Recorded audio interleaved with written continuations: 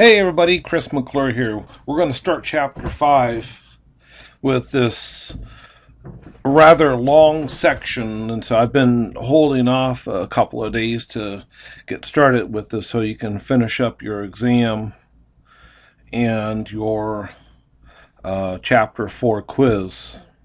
So we're going to start a new chapter. We're going to try to get through chapter 5 this week and then try to get through chapter 6 next week, and then we'll see where we stand and make a decision as to how much further we're going to go. Okay, so to start things off with, we are going to continue talking about polynomials, except we have not formally introduced what polynomials are. Now, we've talked about linear equations, we've talked about constant equations, we've talked about second degree polynomials called quadratic functions, and that's pretty much it. But we're going to talk about polynomials in general today. Now, this looks probably like a lot of mathematical gibberish, but what we're saying here is that a polynomial function is any function that can be written in this form. And this basically says is that you've got these a sub n minus 1, dot, dot, dot. Wherever you see a, that really represents just some real number, constant number like 2 or 3 or 1/2 or -4 or 42 or whatever. And then, of course, times each of these different powers of x. So in other words, you're taking some linear combination of powers of x. So if you could write it in this form, then it's a polynomial. Polynomials have a very special place in mathematics, and they can model a lot of real-life situations as well. They are very well-behaved. They don't do anything unexpected. They're nice and smooth and predictable. So we're going to first identify polynomials. Can you identify which of these 6 functions are polynomials? Let's go through them one at a time. This one right here, is this a polynomial? And the answer is yes. The big thing to look for are the powers on x. And like for part A here, this one, you have a single power of x there, a third power, an eighth power. So yeah, this is a polynomial. For number B or part B here, this function is not a polynomial. It's the ratio of 2 polynomials called a rational function, but it's not a polynomial. Part C here, h of x equals 5. This is a polynomial. It happens to be a rather boring polynomial, but indeed it is a 0-degree constant function, aka another example of a polynomial. For part D here, this is a polynomial as well. You could actually multiply it out and it'll be in the form of a polynomial. Hold on, let me let my slides catch up with me.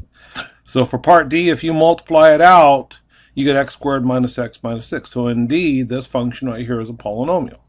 For part E here, this is not a polynomial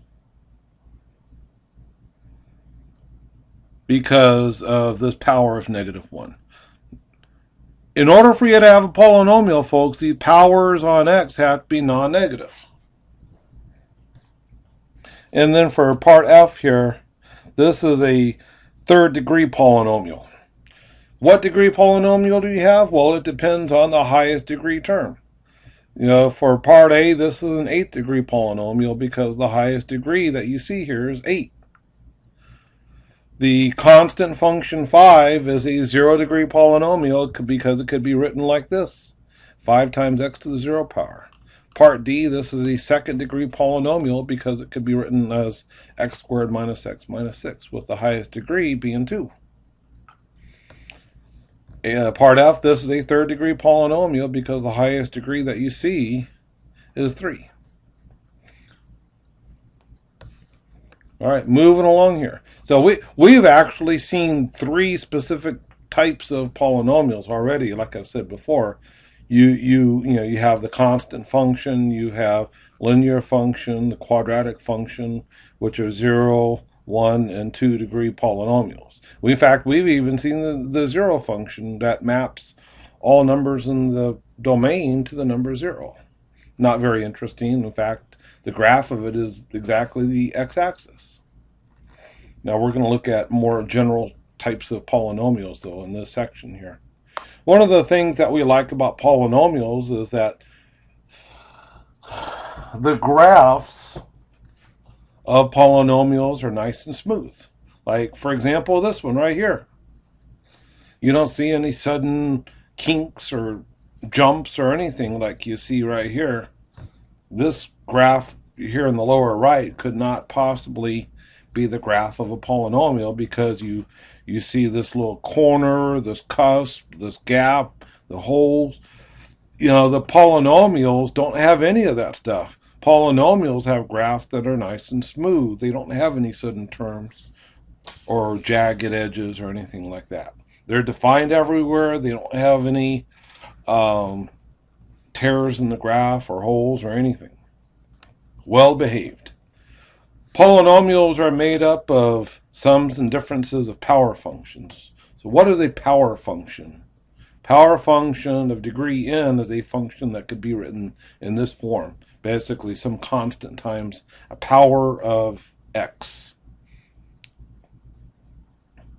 That power being a non-negative number, the constant a being some real number.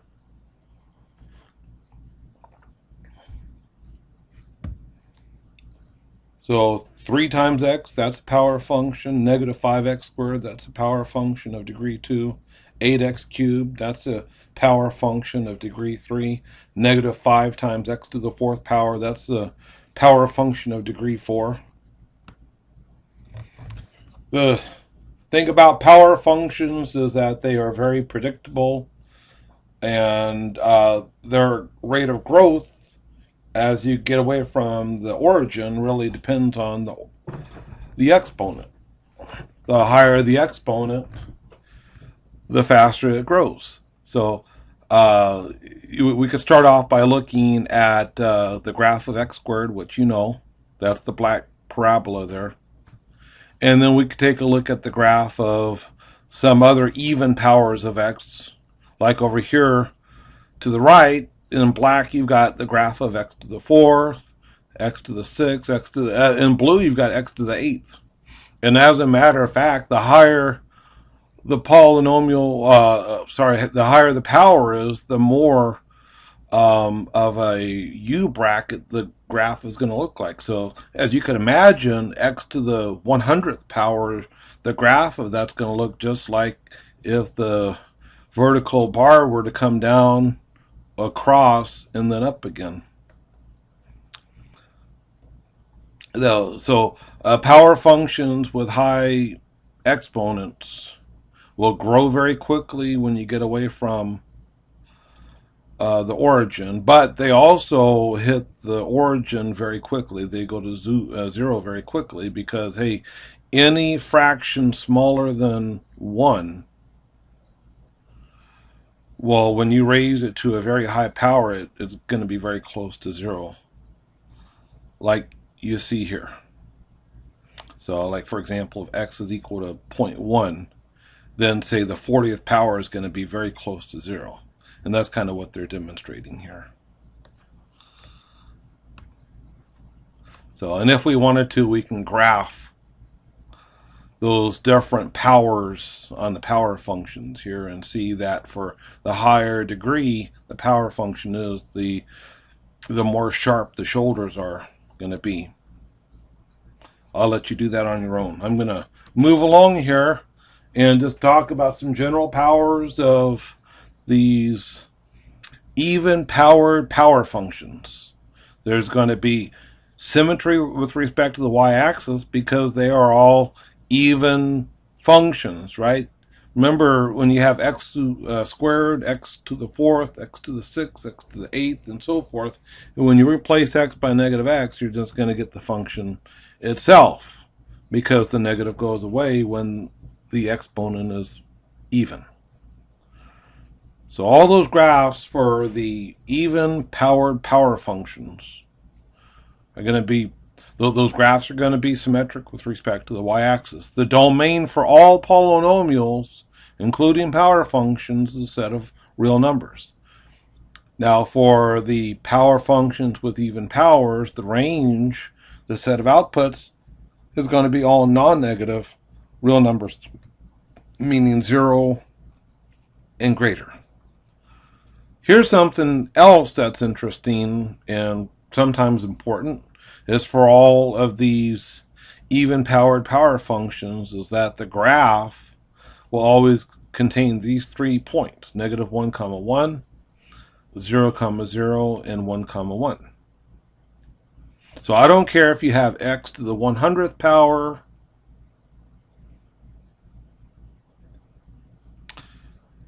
and or x to the 1 power or 2 power or whatever. I'm sorry, 2 power or 4 power. As long as the exponent is an even positive number, then x to the whatever power is going to contain these 3 numbers for the graph.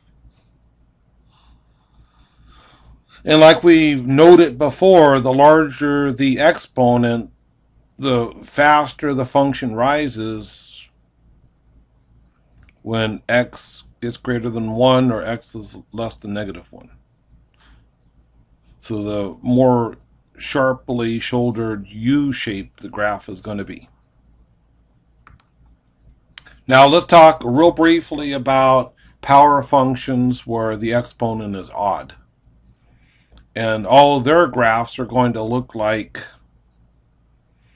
this symmetry with respect to the origin, where the graph goes from the lower left to the upper right. And you're going to see the lower left shoulder and the upper right shoulder. So I don't care if you have x cubed or x to the 27th power or x to the 127th power, they're all going to look like that. Now, of course, the greater the exponent, the more sharp-shouldered these graphs are going to be. Okay. So, of course, we could plot several of those on our graphing calculators and observe that the higher the exponent, the faster that the graph is going to rise. And the more pointed the shoulders are going to be. Here are some general properties of the odd power functions. There's the symmetry with respect to the origin, because all of those functions are odd. The domain and the range are both consisting of the set of real numbers. The graphs of these functions, x to the odd power, will always contain these 3 numbers, negative 1, negative 1 in the lower left, and then through the origin, and 1, 1 to the upper right. And like we've mentioned already, is that for the graph will become more sharply shouldered, with the graph growing very quickly in the positive and negative sense as x goes beyond 1 or negative 1. Now, graphing polynomials is just like graphing any other function. You can just start off with a basic function and then modify it or transform it, and then of course the graph will shift or stretch or compress, etc., depending on what you do to it. For example, if you have 1 minus x to the 5th, well, you can graph that just by starting with x to the 5th power. So here's a graph of x to the 5th power. And then we can maybe multiply by negative 1, in which case the graph will reflect about the x-axis, because that's what happens when you multiply the function by a negative 1. The graph reflects about the x-axis. And then you add 1, so now you have 1 minus x to the 5th. Instead of just negative x to the 5th, you have 1 plus negative x to the 5th. So you added 1, that means the graph shifts up by 1 unit. Okay, so this graph right here is the graph of 1 minus x to the 5th, and we got it just by doing 2 transformations from the graph of x to the 5th power. Let's graph this function here. 1/2 times x minus 1 to the 4th power. Just by starting off with x to the 4th power, there's the graph of x to the 4th power. And then maybe we could replace x by x minus 1, which will shift the graph to the right by 1 unit. And then multiply by 1/2, which will compress vertically the graph by 1/2. So voila, here's the graph of this polynomial here. Just by using transformations, starting off with a basic power function. Now let's talk about finding the real zeros. What is a zero of a function? Well, it's going to be the value of the independent variable which makes the function equal to 0. In other words, we're looking for, if we're looking at the graph, we're looking at the location of any x intercepts. Now, here's kind of what a polynomial's graph might look like. It may cross the x-axis one or more times, and if it crosses or touches the x-axis, the graph could actually cross the x-axis like it does here and here. It might come up and just touch the x-axis one or more times at different locations, or cross it. A lot of times we examine the behavior of polynomials just by identifying these roots of the function, which again translate to the x-intercepts of the graph, and then look to see, those intervals between those roots. The function is going to be entirely positive, like we see here, or negative, or at least less than or equal to 0, or so forth. In this case, between this point and this point, the function is less than or equal to 0. It's equal to 0 right there where the graph touches. But in between zeros, the function's either entirely below 0 or above 0. So let's look at this definition of what is real zero is. So if a function is what f is, and r is a real number for which f of r is equal to 0, then r is called a real zero of f.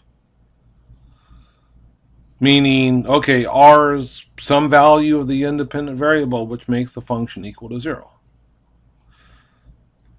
Which is the same thing as saying all four of these things. R is a real zero of the polynomial function of f. R is an x-intercept of the graph. X minus r is a factor of f. And r is a solution to the equation f of x equal to 0. All four of these statements really are equivalent to each other.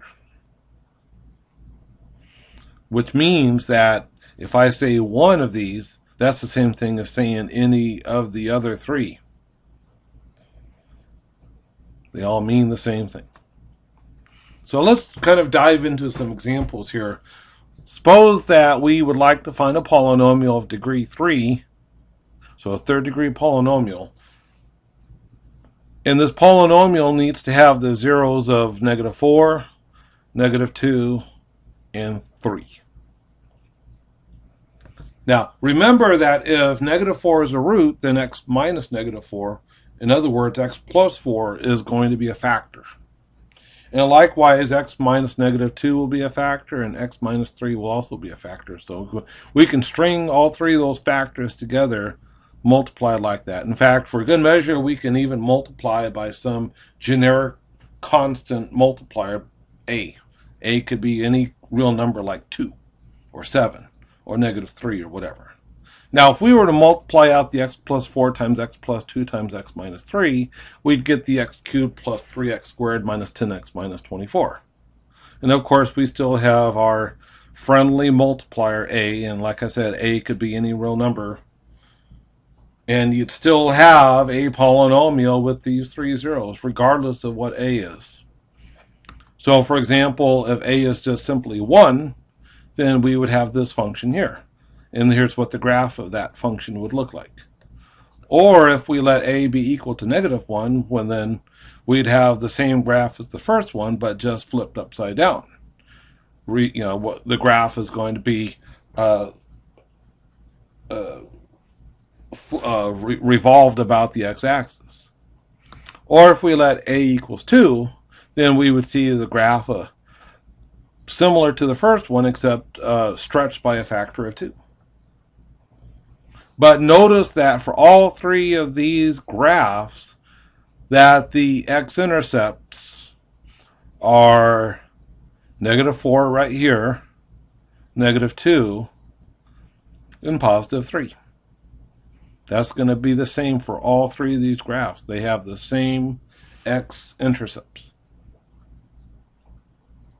So regardless of what a is, whether a is 1,000,000 or -2 or anything, any real number, you're going to have a polynomial with the graph with those three intercepts. And the function will have those three roots or zeros. I say roots a lot because that's in my vocabulary, but a root of a function is the same thing as a zero. So zeros and roots are to be used interchangeably.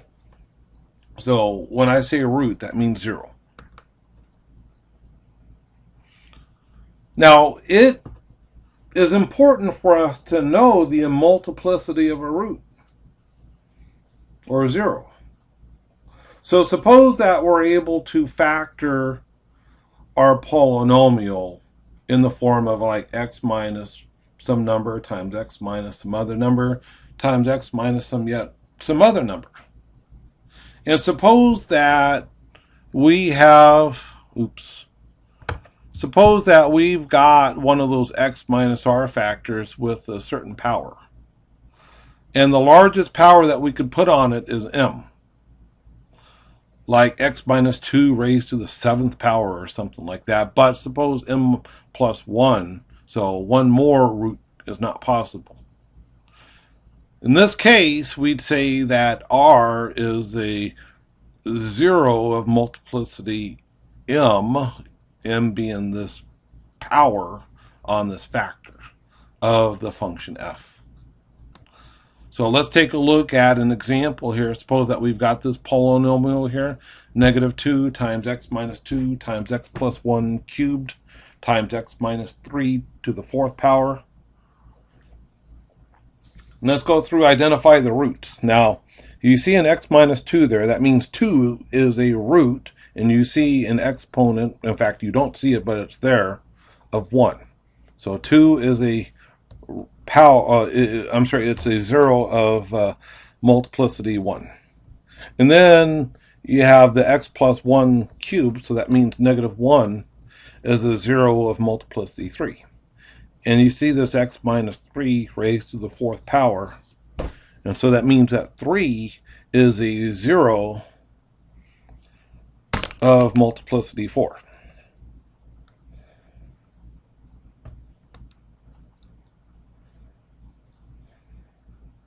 Okay?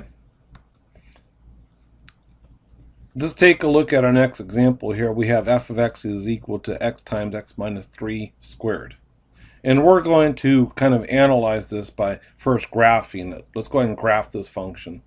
So we're going to first start off with the x-intercepts and y-intercepts, which was normally what we would do with any function when we're going to try to graph it, to find the intercepts.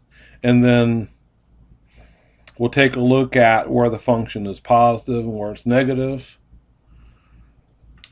And we'll identify other points on the graph and connect all the points that we plot, so those other points together with the intercepts, and then actually graph the function. So first of all, let's find the x-intercepts by setting the function equal to 0, like we do here, and solve for x.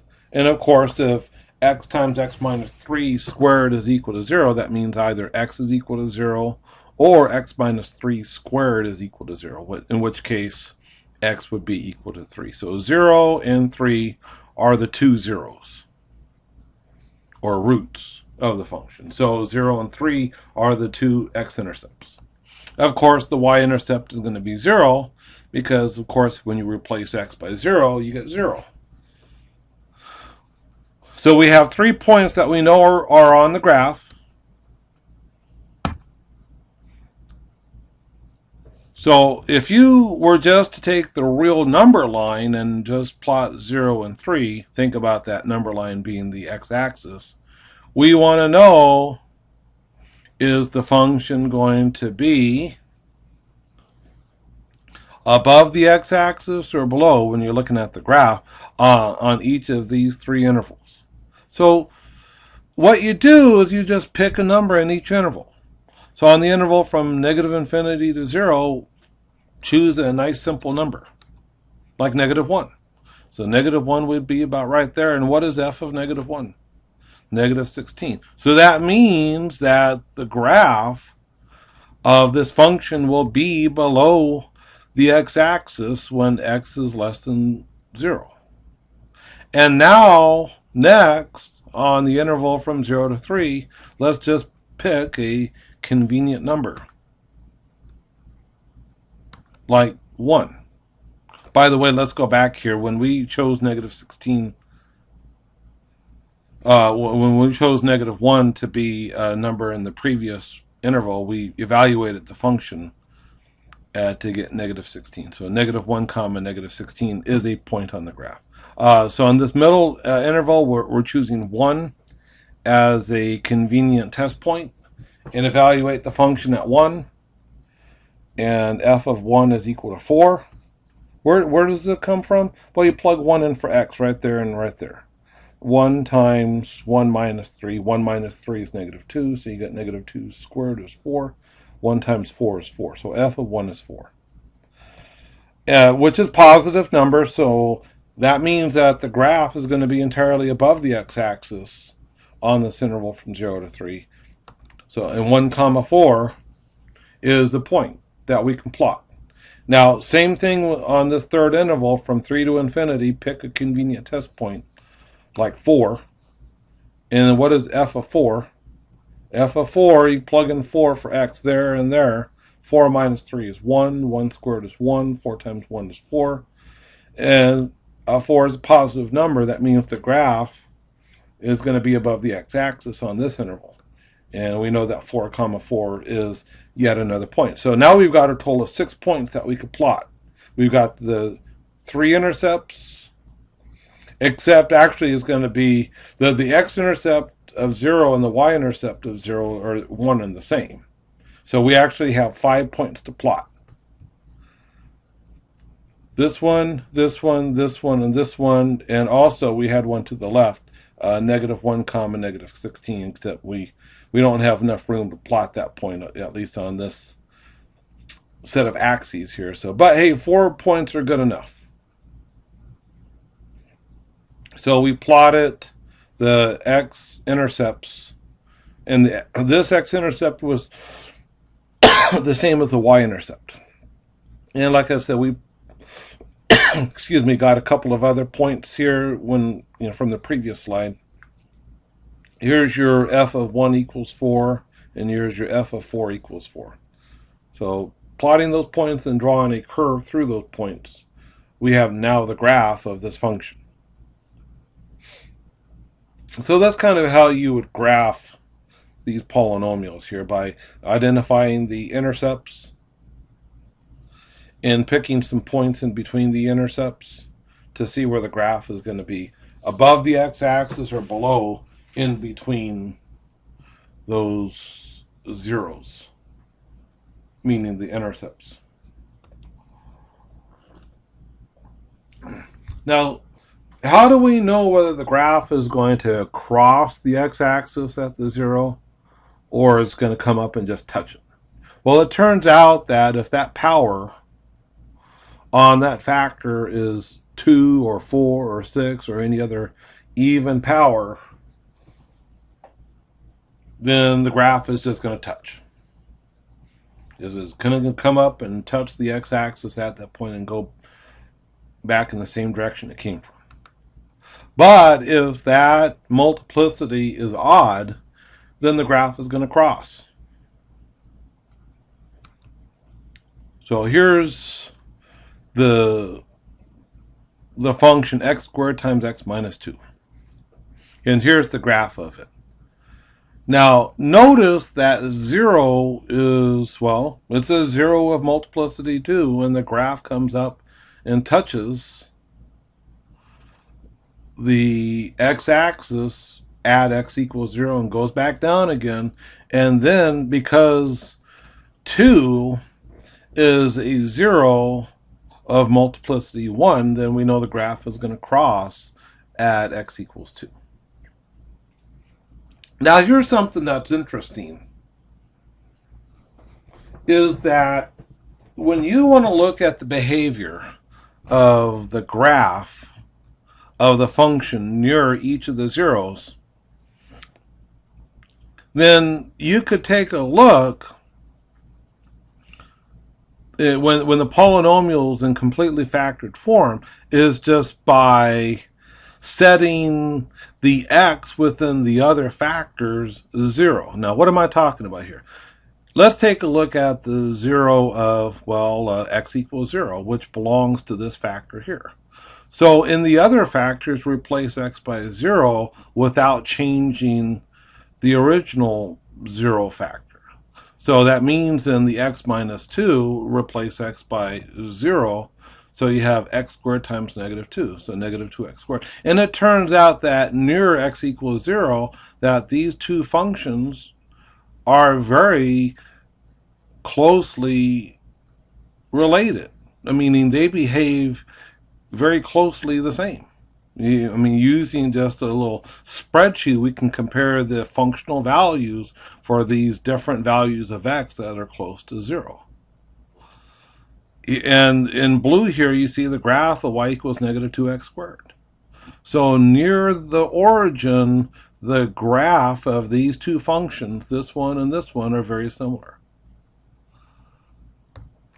And likewise, if you want to look at the behavior of the graph near x equals 2, well, you see the x minus 2, this factor has that 0 of 2. Leave that alone and replace x by 2 in the other factor, which is x squared. Now 2 squared is 4, so now you're looking at 4 times x minus 2. And compare the behavior of those two functions near x equals 2. And again, you'll see that those functional values are very similar. And in fact, if you were to graph y equals 4 times x minus 2, you would see that those two graphs look very similar to each other near x equals 2. Here's that graph, y equals 4 times x minus 2. And if you were to plot this graph on top of the other one, in the neighborhood of x equals 2, they look very similar to each other. Now, why is that useful? Well, it's going to be very useful in figuring out what the graph of a polynomial is going to be. Is it rising from the left to the right, or right to the left, or does it come up and touch and go back down, or go back up, or whatever? Well, just analyze the behavior near each of the zeros by using this technique that we just talked about. So let's just review for that previous function. What function? Is the function x squared times x minus 2. Now, near x equals 0, that function's graph behaved just like negative 2x squared, so you can kind of plot a small portion of the graph of negative 2x squared in the neighborhood of x equals 0.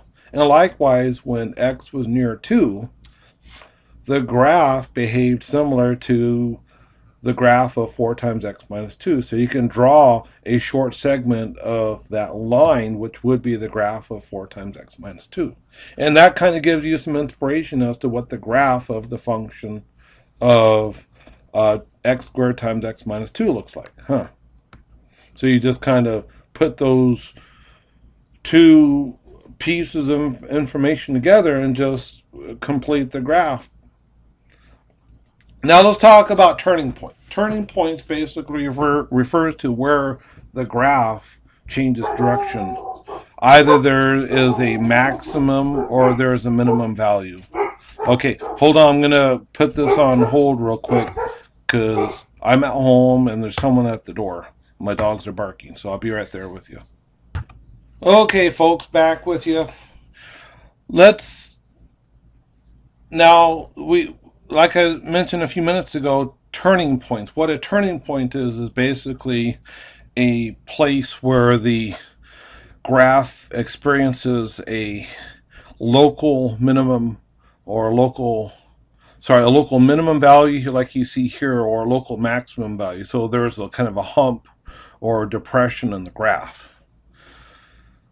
And it's changing direction from either increasing to decreasing or from decreasing to increasing. So you'll see, for example, that this graph here has two turning points. Right up here at 0, 0, and another one here near this point down here.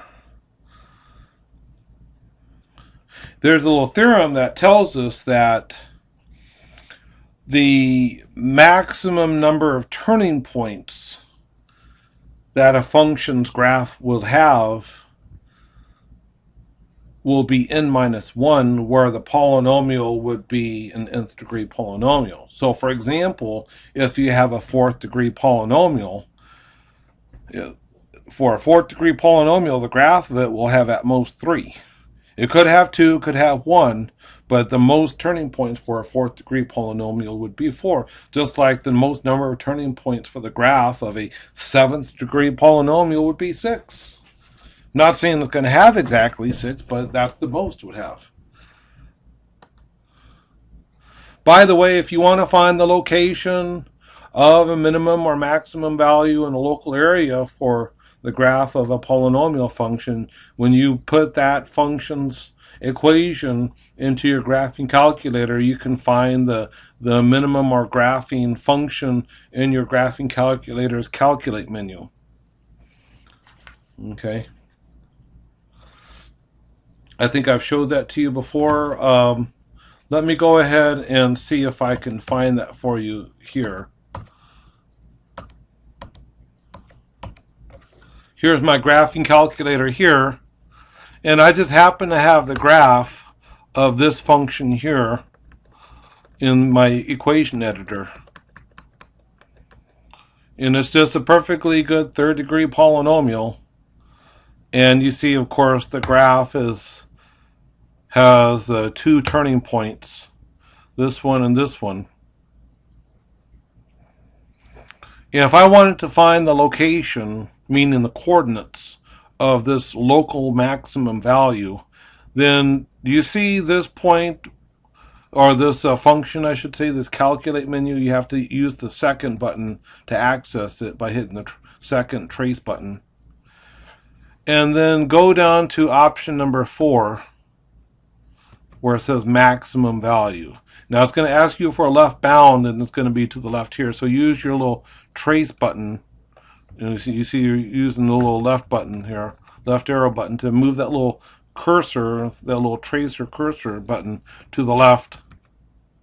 Yeah, just to the left of the hump, and then select enter. And then trace it to where you go over on the other side of the hill and hit enter. And then guess, and then move your cursor to as close to the top as you can and hit enter again. And the graphing calculator uses a certain program to find the maximum value of that function within that little interval that you specified near that guess. And it turns out that that maximum value for this function here is going to happen when x is close to negative 2.28, with that maximum value of that function being about 13.363 ... And likewise, if you wanted to find this minimum value here, you can repeat the same process, but this time in your calculate menu, you would select the minimum function instead. Okay? All right, so getting back to our slides.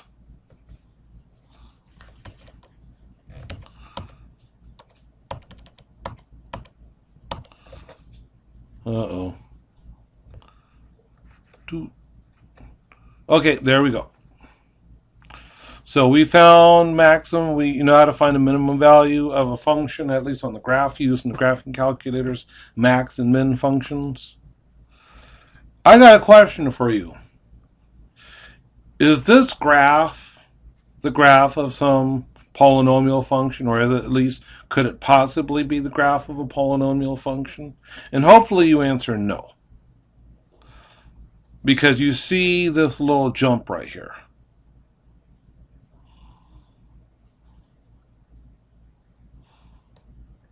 Okay, so that's not possible.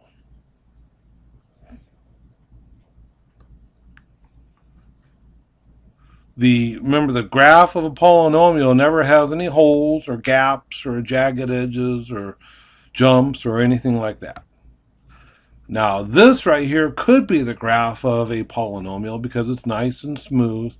It crosses the x-axis there, and there. So it has 3 zeros. It's got 1, 2 turning points. So it's going to, meaning the polynomial is going to have a degree of at least 3.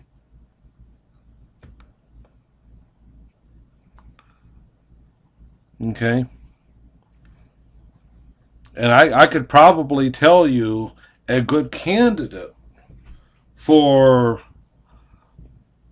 the graph. It'll be negative of x minus negative 2 times x minus 1 times x minus 2. Why do I say negative? Well, we'll see here in a minute. But in short, let me go back here. In short, because it goes from the upper left to the lower right, which is the opposite of the lower left to the upper right, which would be for something involving x cubed. So the negative of x cubed will go from the upper left to the lower right. So that's why I'm saying a negative of the product of those 3 linear factors. So anyway, could this right here be the graph of a polynomial? And the answer is no, because you have this cusp on the graph. No polynomials have cusps on the graphs. All right, so moving on here. Could this be the graph of a polynomial? And the answer is yes. This polynomial has 2 real zeros at negative 2 and positive 1. It has 1, 2, 3 turning points. So I could tell you right now that the degree of the polynomial that this is the graph for is going to be at least 4. Okay?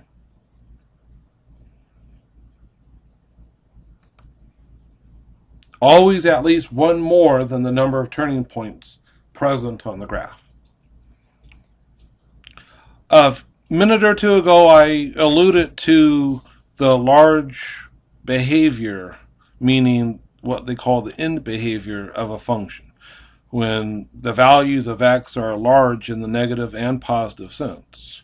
That's what they mean by here for large absolute values of x, meaning when as x goes toward, to be some large number like 1,000,000 or 1,000,000,000, or large in the negative sense like a negative 1,000,000 or a negative 1,000,000,000. What is going to be the behavior of the function? Now, the local behavior of the function is really determined by these smaller power function terms of the graph, but the end behavior, the behavior of the overall graph of the function, is really determined by the leading term, the term with the largest power.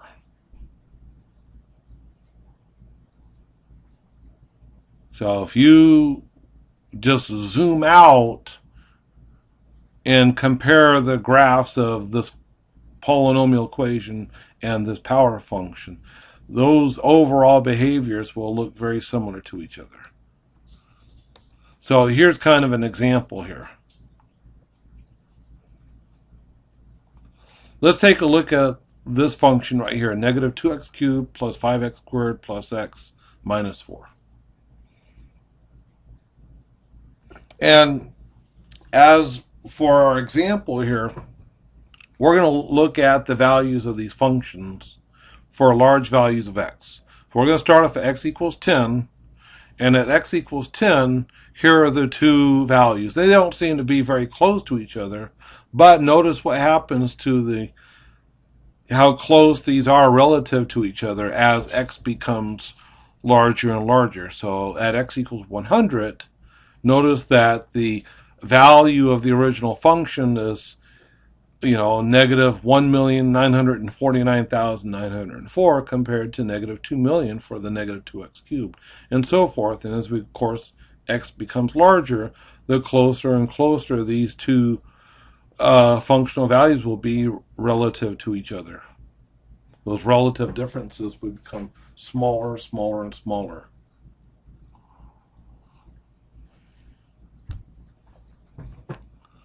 So if you want to know the overall behavior of the graph of this original function, just look no further than the negative 2x cubed. Just as the graph of negative 2x cubes go from the upper left to the lower right, well, so will the graph of this original polynomial here. Okay? If your polynomial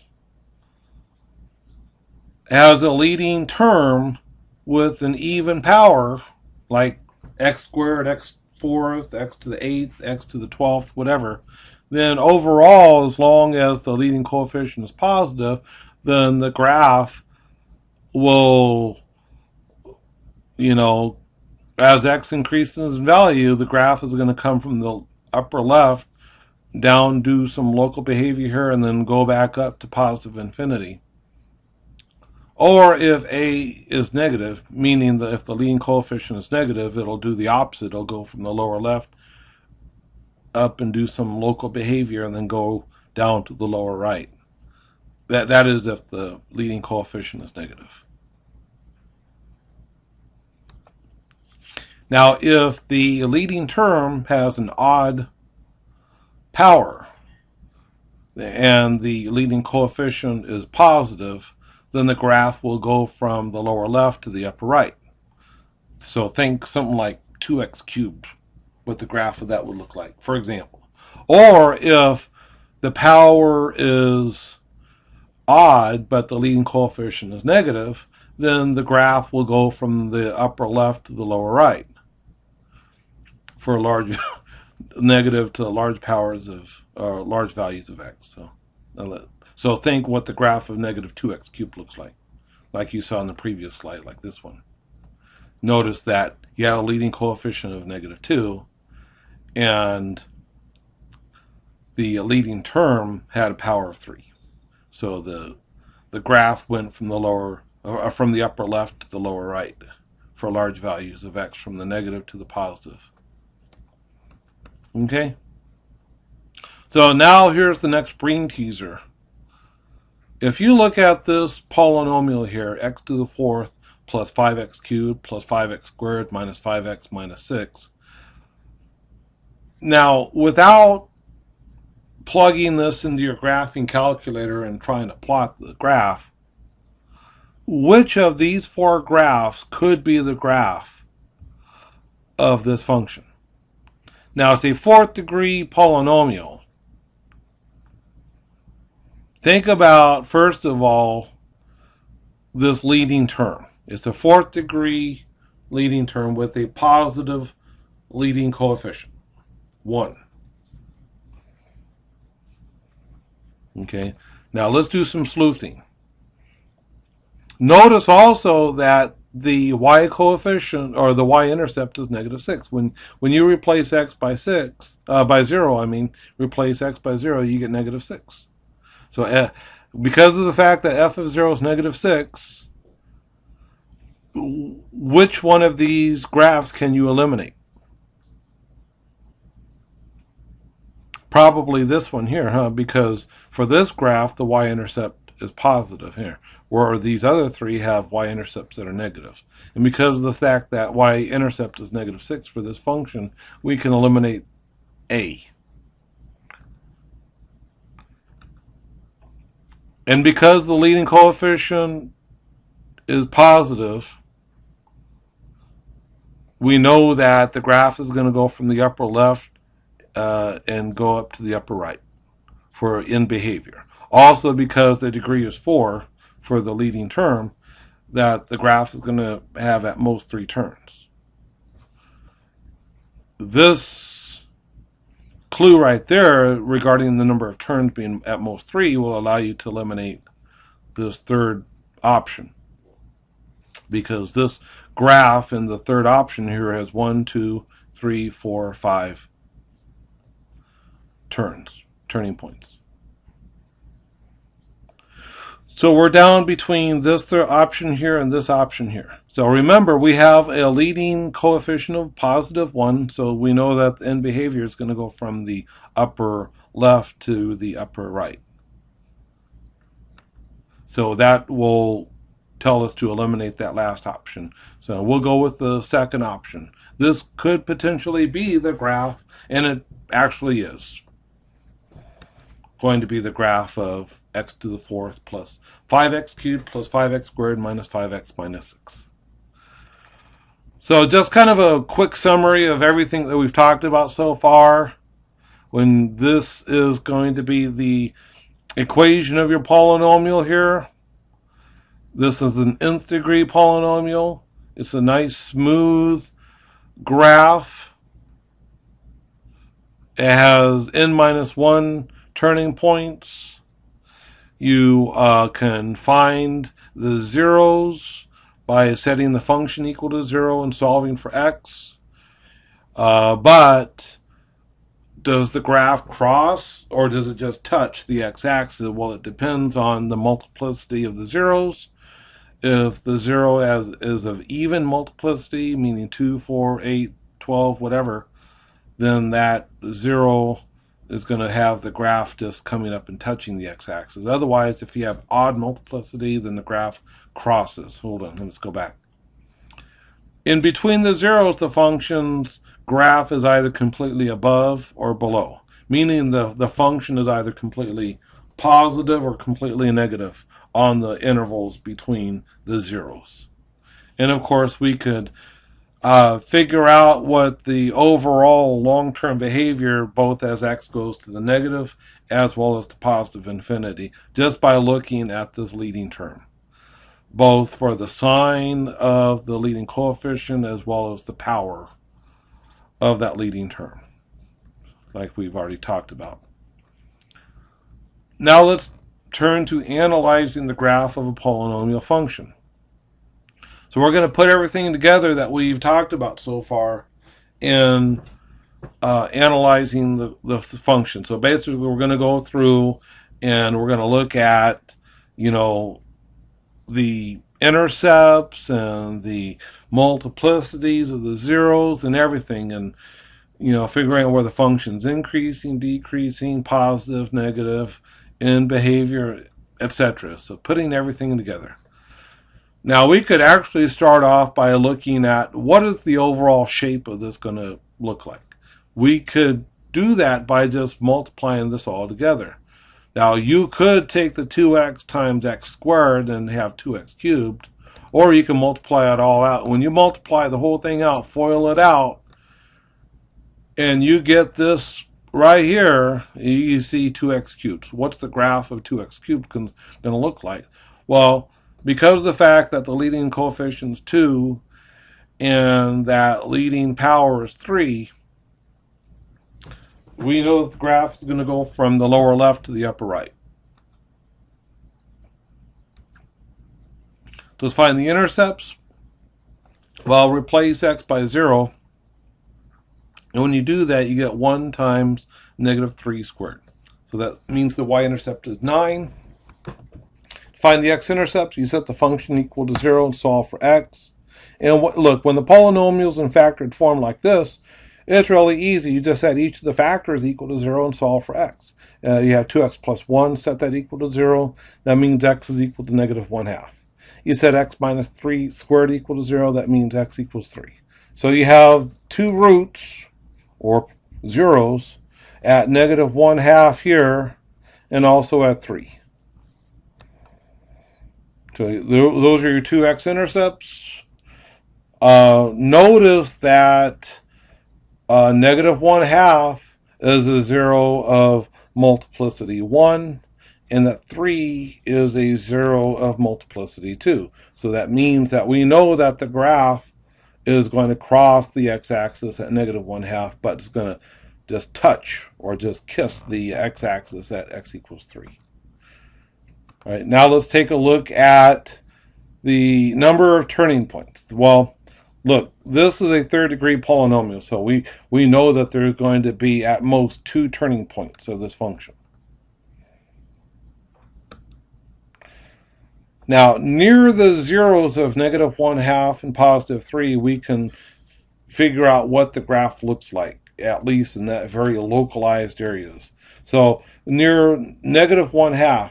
Now, -1/2 is the zero that comes from this 2x plus 1 factor.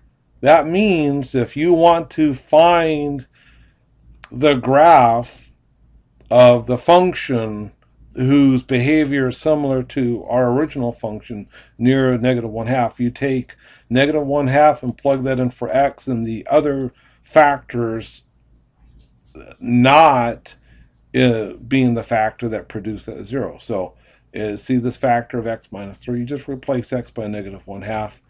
Now, -1/2 plus 3, 3 could be written as 6 halves. 6 halves plus -1/2 is 5 halves. Squared is 25/4. Multiply that out, 25/4 times 2 is 25 halves. And so you get 25 halves x plus 24. So, look, the graph of our polynomial here, as it crosses -1/2 on the x-axis, it's going to cross looking just like the graph of this linear equation. In other words, it's going to be, if we were to zoom on the graph of this polynomial near this zero right here, it's going to be crossing the x-axis just like if it were this line right here with the slope of 25 halves. Okay? So that's kind of nice to know. So when we go to start thinking about what the graph is going to look like, we can kind of plot a small line segment on the x-axis at -1/2, and that line segment would have a slope of 25 halves, which is pretty steep, actually. Now let's take a look at the other zero, 3. Now the 2x plus 1 is the other factor, meaning the factor that did not produce that zero. Whereas the x minus 3 squared is what produces 0. So we're not going to mess with that x minus 3 factor. But we have 2x plus 1. We'll replace x by 3. 2 times 3 plus 1 is going to be 7. So you have 7 times x minus 3 squared. So near the 0 of 3, the function's graph, meaning the graph of this function here, is going to look just like the graph of this function right here. Okay, which, by the way, that's the graph of 7 times x minus 3. Look, remember, you start off with x squared, replace x by x minus 3, which means that you shift the graph 3 units to the right, multiply by 7, which stretches that parabola vertically by a factor of 7. So let's put everything together. Here we've got our x-intercept at -1/2 and +3. We've got our y-intercept of +9. Now, here's your line segment near x equals -1/2. That has a slope of about 25 halves for this little line segment here. Near the x-intercept of +3, the graph is going to look like the graph of 7 times x minus 3 squared. So we just draw like the bottom part of a parabola there at x equals 3. Kind of a sharp upward opening parabola. Here's our y-intercept. So we can kind of tell that the graph is going to come up this way and then down, touch the x-axis, and then go back up. We know that because of the fact that this is a third-degree polynomial with a positive coefficient, a positive leading coefficient, that the overall graph is going to go from the lower left to the upper right. So put all those pieces together, sketch those points, and there's the graph. Any questions so far? on what the graph of this function looks like and why. And this, folks, we could do all this without even using a graphing calculator. So I encourage you to do a couple of these problems just by pencil and paper without using graphing calculator or computer. Okay, let's do another example here. What does the graph of this function look like? So first of all, what does the overall graph look like? Well, look, you got x squared times x is x to the fourth power. So y equals x to the fourth is going to be somewhat the inspiration for the graph of this original function here. So for large values of x, the graph of this function here is going to be similar to the graph of x to the fourth. Now let's find our y-intercepts.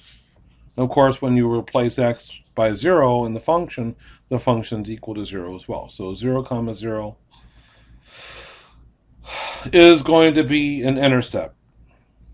Now, to find the x-intercept, you set the function equal to 0 to solve for x. You get x equals 0, x equals 4, and x equals -1. So 0, -1, and 4 are 3 zeros. Now, because of the fact that you have an x squared in the as a factor in the function, that means that the graph is going to come up and touch the x-axis at x equals 0. But it's going to cross at 4 and -1 because those multiplicities are 1. Because of the fact that this is a third degree polynomial, a fourth degree polynomial, because of the fact this is a fourth degree polynomial, the graph is going to have at most 3 turning points. At most 3 turning points. So, because of the fact that this has most 3 turning points, then that'll kind of give us an idea of what to look for as far as, if you have one maximum somewhere, then your next turning point should probably be a minimum, huh? So, all right, let's go to the next one. The 3 intercepts are there, and we can determine local behavior like we've done before. So at or near x equals -1, replace x by -1 for this factor and this factor, and that'll give us this equation here. So near x equals -1, the graph is going to look just like this function's graph. And we could do that for the other 0. And for the other zeros, I'm just going to go through this pretty quickly here. For near x equals 0, we're looking at the graph -4x squared is what the graph of original function is going to look like near x equals 0. By the way, the graph is going to be a parabola opening downward near x equals 0. And then for the other 0, that's at or near x equals 4. So replace x by 4 there and there. Simplify it. That works out to be 80 times x minus 4. So that's a line with slope of 80. So very, very sharp. It's almost a vertical line. So put all that information together. Now, because of the fact that this is a fourth degree polynomial with the leading coefficient of 1, and behavior resembles x to the fourth power, which basically comes from the upper left, comes down, has some local behavior here, and then goes back up to the upper right. We know that there's a 0 at 0, 4, and -1, so we can plot those x-intercepts. The origin is both an x-intercept as well as the y-intercept. And we know that near x equals -1, we have that local behavior that the graph looks like the graph of -5 times x plus 1. So we draw a line segment with a slope of -5. Near x equals 0, we know that the behavior of the graph is going to be similar to the behavior of -4x squared, which is a parabola opening downward. So we could draw a little downward opening parabola there. And also at x equals 4, we have local behavior similar to the graph of 80 times x minus 4. So we could draw a line segment that's very steep here. and then we can kind of connect all those points. In fact, we could even reach out and find the value of this minimum value, because we know there's going to have to be a minimum value here. We know that there's at most 3 turning points. And because of the fact that there's a 0 there, there's a 0 there, and we know that there's going to be a crossing of the x-axis here at this point, at this intercept, we know that there's going to have to be a minimum value there. There's a necessarily a maximum value there, and then our third turning point is going to have to be somewhere down in here. So we could figure out what those values are if we really chose to. When we get to calculus, we'll know exactly how to do that. We're not focusing on that so much this in this course, though. But we knew we could reason out that there is going to be a minimum here in this area, and there is going to be a minimum value here. 2 minimums and a maximum value. And indeed, here's what the graph looks like after we connect all the points with a nice smooth curve. We could evaluate the function at some other values of x. Like, for example, we could plug in -1/2, and f of -1/2 worked out to be -9/16. We could also plug in 2 for x. F of 2 works out to be -24. We could even plug in a point to the right of 4, plug in a point to the left of -1 to find those values. And, so having additional points help in figuring out exactly where the graph is going. The more points, the better. All right, what does the graph of this function look like? Well, this is a third-degree polynomial, and we know that the long term or the end behavior of this function is going to be similar to the behavior of x cubed. So meaning that the graph is going to go from the lower left to the upper right. We can graph this in a graphing utility. And I've got this already loaded up into my graphing calculator. I'll show you here. In my equation editor, I've got that same function right here.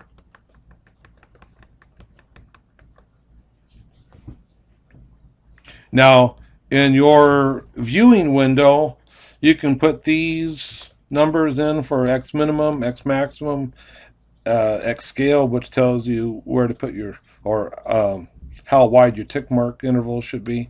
So every 1 unit there for on the x-axis. Y minimum -6, y max +16, y scale is 2, and then of course you can go ahead and graph this. So plug in this equation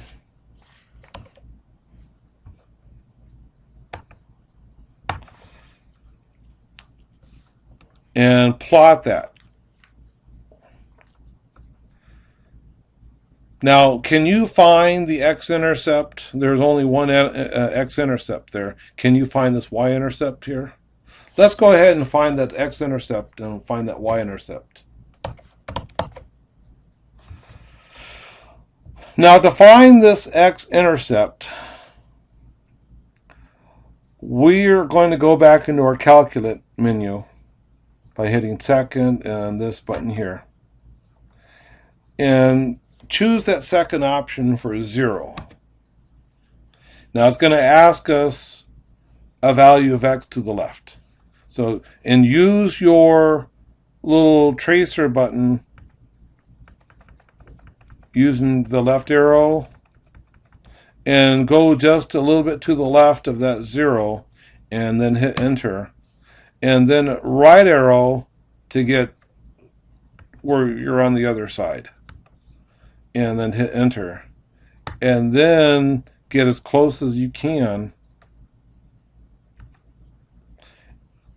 And then hit enter for your guess. And the calculator will find the x and the x coordinate, which is -3.79116 approximately. Now, you don't see 2 here, but it's very close to 0. I'm sorry, you should be looking at 0 here, but this is very close to 0 right here. 2 times 10 to the negative 12th power, that's very close to 0. But the coordinates of the x-intercept, aka the 0, is at negative 3.79 approximately. Now, regarding the y-intercept, that's easy. That's going to be this constant number. When x is equal to 0, that's 0, that's 0, and that's 0. So it's just this constant value, which is going to be the y-intercept.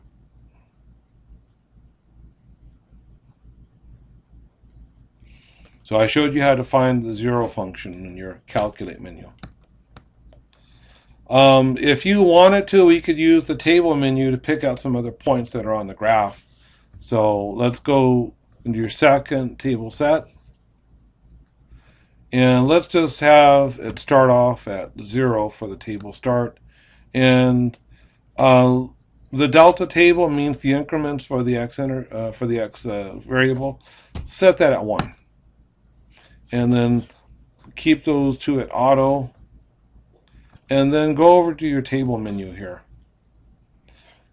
And then you can just scroll on down to pick out some various coordinates of points that are on the graph. So like, for example, when x is 7, the y coordinate would be 436.8.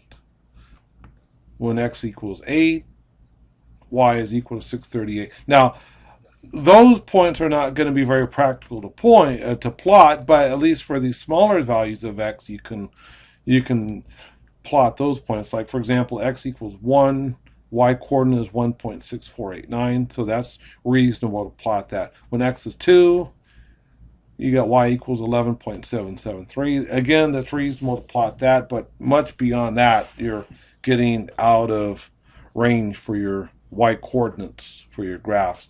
They'll get out of hand. And here are going in the negative x territory. Here are some other points that you could plot here as well.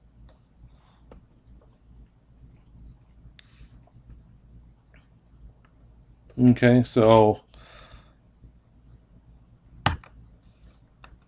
there we plotted some points.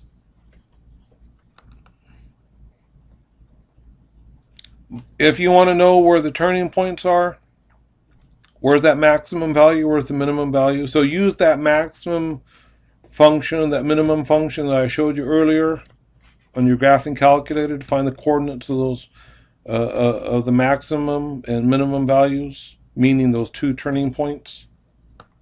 So it turns out that the coordinates of this maximum value using the maximum function is at negative 2.28. And that seems reasonable because this is negative 1, negative 2. So about negative 2.28 would be right about there on the x-axis.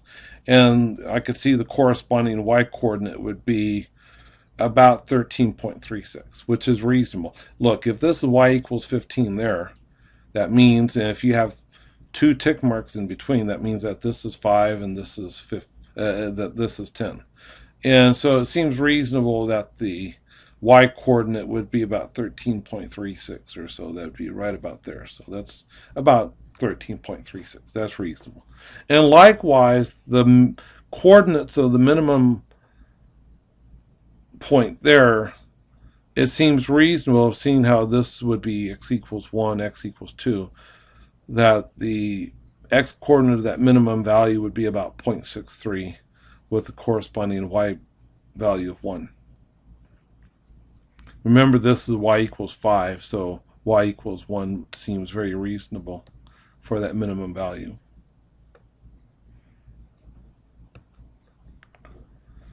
So if we wanted to plot this by hand, we can just pick out all those points, the intercepts, the coordinates of the turning points, and so forth, and any other points that we pick off from the table, and plot those on our graph, and then connect the dots. And also using the fact that the large scale behavior of the graph of this function resembles the graph of y equals x cubed, as determined by the leading term of the polynomial.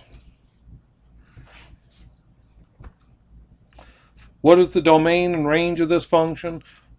Well, because this is an odd powered, odd degree function, well, the domain and range are both all real numbers. All values of x are good for inputs, just like for all polynomials. And because the graph goes from the lower left to the upper right, the outputs will include all real numbers.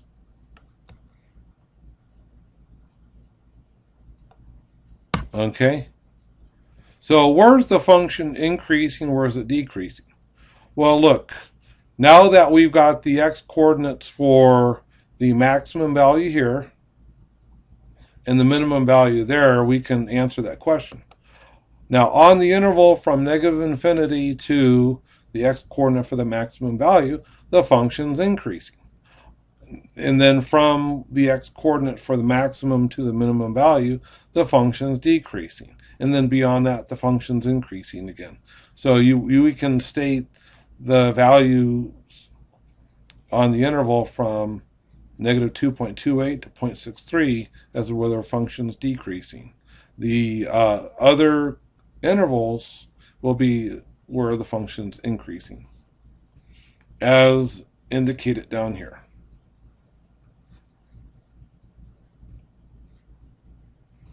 Remember, negative 2.28 is the x-coordinate for this maximum value. 0.63 is the x-coordinate for this minimum value. On the interval from that max to the min, the function is decreasing.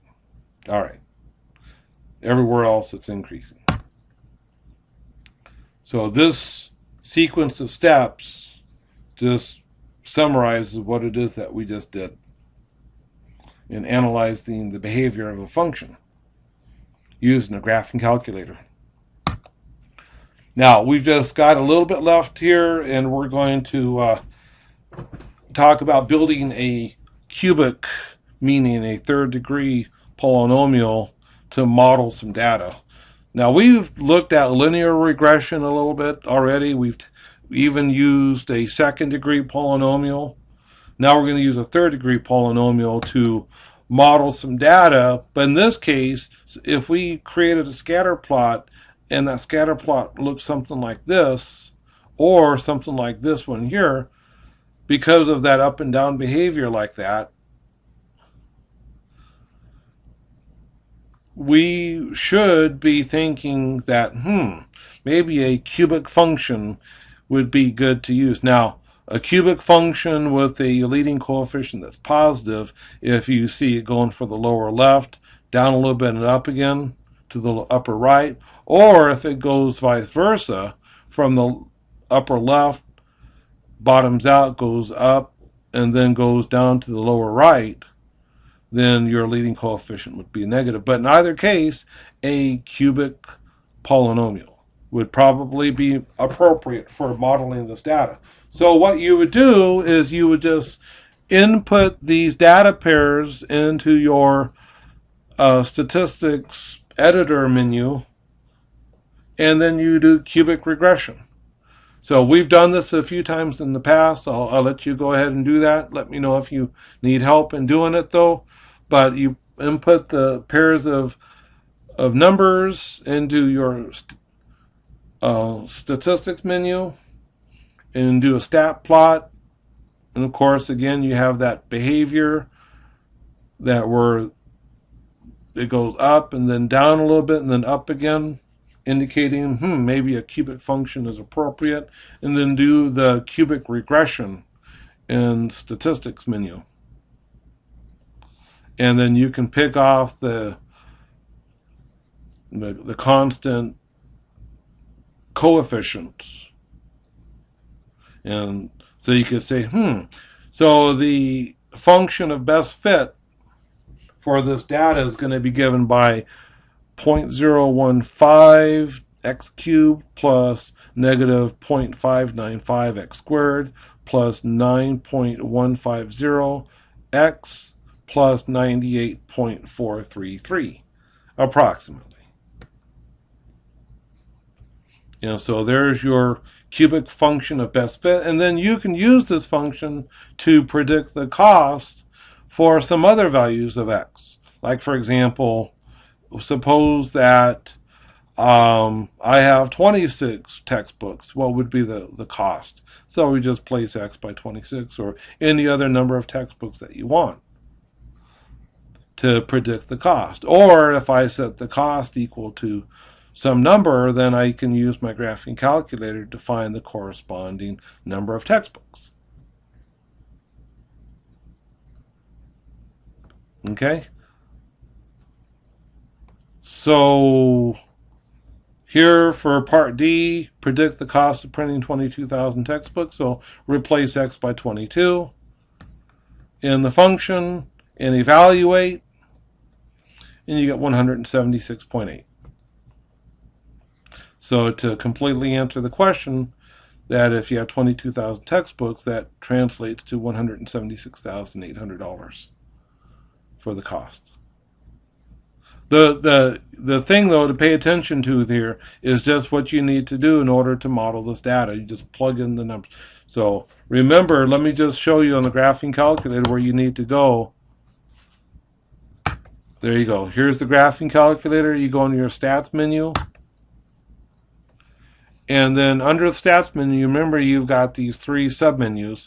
Just under the edit menu, select edit, and you plug in your data pairs. You plug in on your x values under L1 and all your y values under L2. And then you go into stat plot to do the stat plot. And then to view the data, make sure that you set your window for viewing appropriately.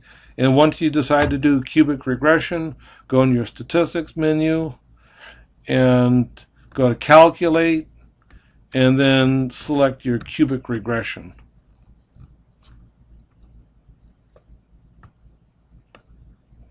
Okay? And that's how you do it, folks.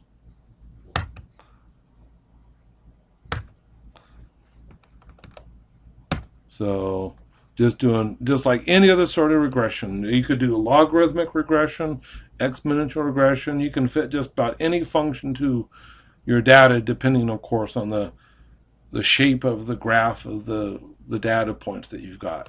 Okay. All right, so that's it for our discussion today. It's probably one of the longest sections that we're going to have this semester. All right, we're going to continue talking about various functions in Chapter 5. Next time we're going to talk about rational functions, which are nothing more than just ratios of polynomials, where you have a fraction with the numerator and denominator consisting of polynomials. They're well behaved overall, except that when the denominator is equal to 0, then something's going to happen. So we'll see how that goes next time. Now, today is Sunday, July 14th, just as a point of reference. I'm planning on recording videos every day through Thursday this week. But over the weekend of Friday, Saturday, and Sunday next weekend, so I think that's the 19th, 20th, and 21st, I will not record any lectures, okay? Because as an Army reservist, I have duty that 3-day weekend. So take care, everybody, and I'll talk with you tomorrow.